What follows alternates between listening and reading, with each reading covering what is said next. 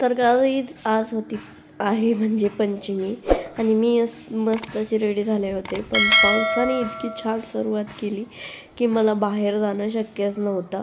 त्यामुळे मी काय केलं, टेरेसवरती गेले काही व्हिडिओ. तर काहीच आम्ही आलो होतो टेरेसवरती व्हिडिओ काढण्यासाठी, पण माझी साडी सगळी खालून भिजलेली आहे कारण पाऊस भरपूर इतक्यात झाला, त्यामुळे सगळी भिजली साडी. तर पाऊस छान झाला एकदम, म्हणजे असं झटकन आलं आणि पटकन गेला, पण चांगला झाला, मोठा असं थोडंसं थोडक्यात. पाणी नको मारू माझ्या कपड्यांवरती. आणखी मला सर्दी, तरी मी थोडीशी भिजले.